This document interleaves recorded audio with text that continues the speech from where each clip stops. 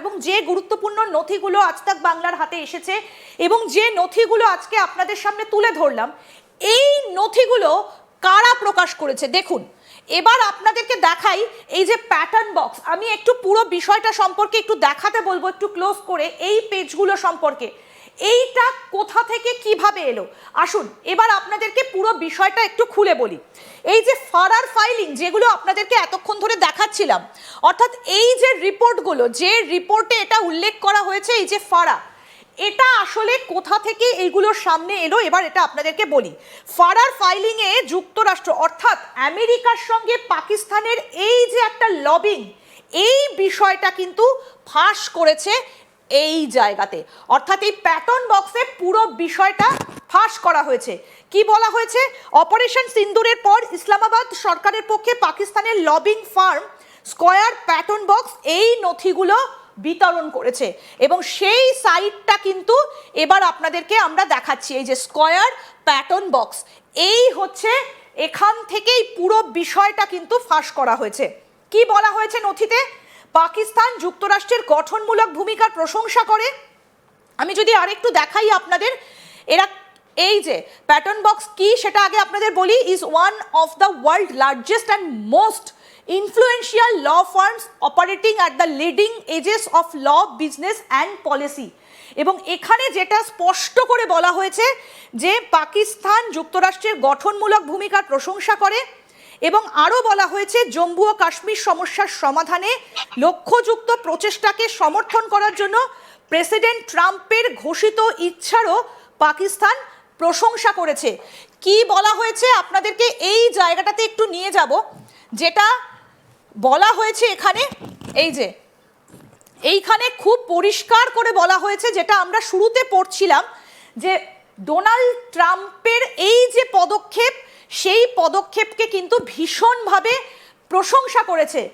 এবং অত্যন্ত গুরুত্বপূর্ণ বিষয় কি বলা হয়েছে, যে যুক্তরাষ্ট্রের গঠনমূলক ভূমিকার প্রশংসা করা হয়েছে পাকিস্তানের পক্ষ থেকে, সেটা কিন্তু এই রিপোর্টে একেবারে উল্লেখ রয়েছে। এই যে প্যাটার্ন বক্স, এরাই কিন্তু এই নথিগুলোকে কালেক্ট করেছে এবং এরাই পুরো বিষয়টা সম্পর্কে জানিয়েছে।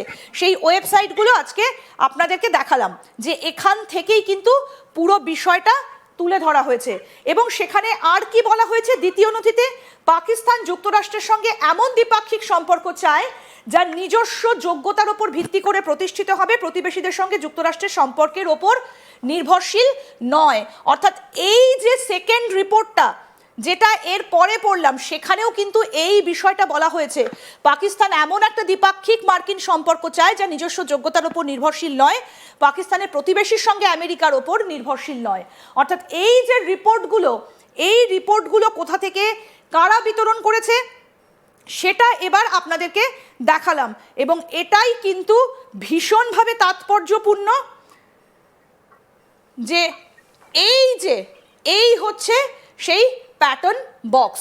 কিভাবে এই প্যাটার্ন বক্স কাজ করেছে এবং কিভাবে এই রিপোর্টগুলোকে সরবরাহ করেছে সেটা আপনাদেরকে দেখালাম, যে প্র্যাকটিক্যাল লিগাল ইনসাইট, অর্থাৎ তারা এই ধরনেরই কিন্তু কাজগুলো করেছে।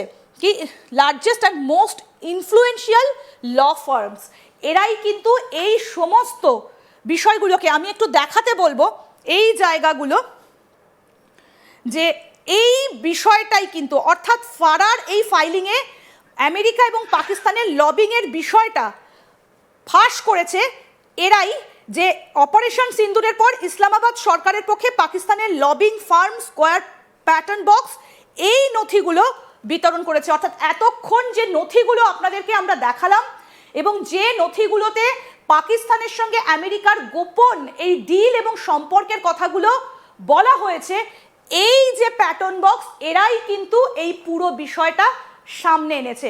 আমি শুভাশিসের কাছে আবার চলে যাব। শুভাশিস, তাহলে এই যে যোগসাজশ, তাহলে কি আবার ভারতের ওপর কোনো বড় একটা ছক কষছে পাকিস্তান? হ্যাঁ, শুধু পাকিস্তান না, পাকিস্তান একটা টুল।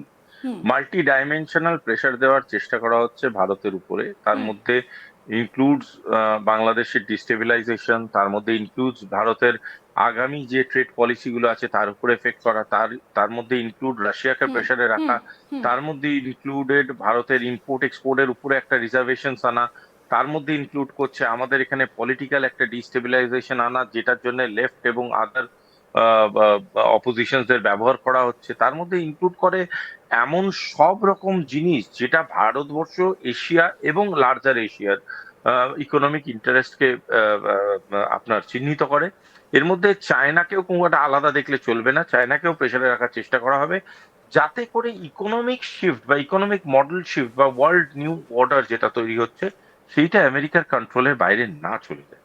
এবং সেইটার জন্যই এই গোটা ঘটনাগুলোকে ঘটানো হচ্ছে। আর এই পাকিস্তান বাংলাদেশের মধ্যে কিছু মিডলম্যান আছে যাদেরকে ব্যবহার করে তাদেরকে মানে তাদের অর্থনৈতিক যে একদম পরিকাঠামোটা আছে যেটা আস্তে আস্তে ভগ্ন হয়ে গেছে, সেই ভগ্ন দশাকে ব্যবহার করে এই ঘটনাগুলো কিন্তু ঘটানো। তিনটে পয়েন্ট, এই যে রিপোর্টগুলো আমরা যেটা পড়লাম, অর্থাৎ এই প্যাটার্ন বক্স যে রিপোর্টগুলো সামনে এনেছে এবং যে গোপন নথিগুলো আজ তাক বাংলার কাছে এসেছে এবং আজকে আমরা তুলে ধরলাম, তার মধ্যে তিনটে অত্যন্ত গুরুত্বপূর্ণ বিষয় ভীষণভাবে উল্লেখযোগ্য।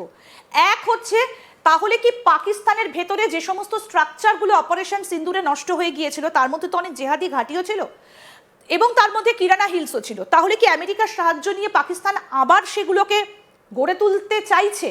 দুই, কাশ্মীরের সমস্যা, সেইটাকে কি আরো মাথাচাড়া দিয়ে উঠবে এরপরে?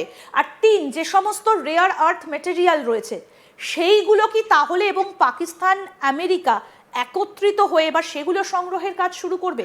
ভারতের কাছে কতটা উদ্বেগজনক এই তিনটে বিষয়? অবশ্যই উদ্বেগজনক, চিন্তার বিষয়, স্ট্র্যাটেজিক বিষয়। এবং ধরুন কেউ একজন কোনো ভাঙা বাড়িকে ভাড়া দিচ্ছে খুব কম পয়সায়, কেউ বললো 5 টাকা করে মাসে ভাড়া। এই যুগে তো 5 টাকায় দোতলা বাড়ি ভাড়া পাওয়া যায় না। আমেরিকা ওরম ভাবে ভাড়া নিচ্ছে পাকিস্তানের থেকে। এবার ভাড়া নিতে গেলে কি করতে হবে, তাদের বহু জায়গায় চুন টুন উঠে গেছে, বহু জায়গায় দেয়াল ভেঙে পড়েছে, সেইগুলোকে এখন ঠিক করবে।